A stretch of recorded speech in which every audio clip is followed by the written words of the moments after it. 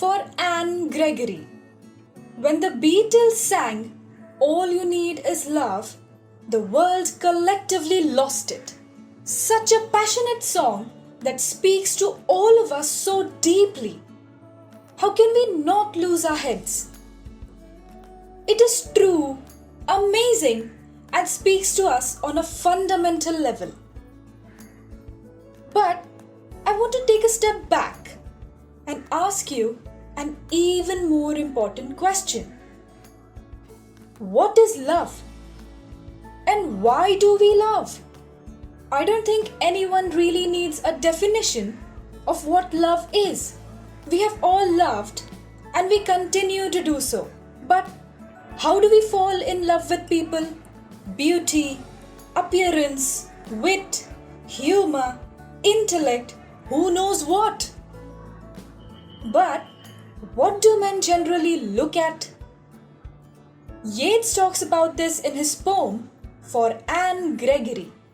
The poem presents us with a conversation between two people, a young man and a woman. Anne Gregory is a beautiful young lady with blonde hair, and the young man begins his conversation saying that any man who is desperately in love with you is only that because of your yellow hair. Anne responds, her answer ready at her lips, that it's not a bother, because she can always color her hair. There are so many colors to choose from, black or brown or orange, like that of carrot. And these young men, these poor desperate creatures, will then be forced to love her for herself, for who she is, and not the outward beauty of her appearance. Ever so ready to prove himself right, the young man responds that he heard a wise old religious man once, and it was right. It is only God who can love you for who you are, and not your yellow hair. If you, like me, the first time I read this poem are puzzled, don't worry, because there's a lot to unpack here, and it makes sense too. The central idea of the poem has to do with the concept of beauty. What is considered beautiful and how important it is, and something called unconditional love. What is beauty, you ask? Well, I think no one here is old enough to answer such a serious question. But let's try. Beauty is a social construct. It is what society deems attractive. And it keeps changing over years, over cultures, over time. But notice one important thing. Blonde, golden, and yellow hair colors were considered beautiful in the poem. That perhaps is the norm even today. Western influence has dictated to us that this is perhaps what is beautiful.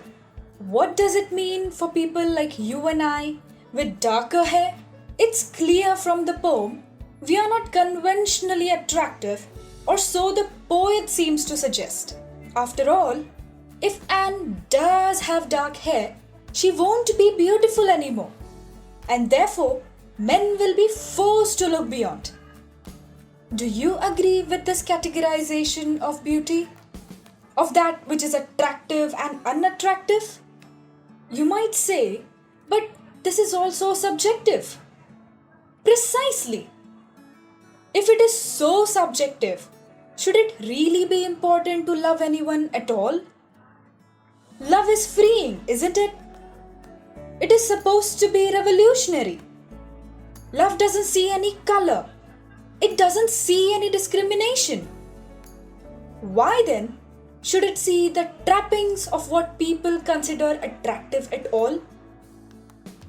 Love that doesn't depend on any condition, like yellow hair for instance, is called unconditional love. The poet seems to imply in the poem that men don't love women unconditionally, that their love is based on appearance alone, and that no one would love Anne for who she is. The person, her dreams, her emotions, her smartness, her quirks. The only one who could do that is God. But that doesn't make her ugly or someone undeserving of love.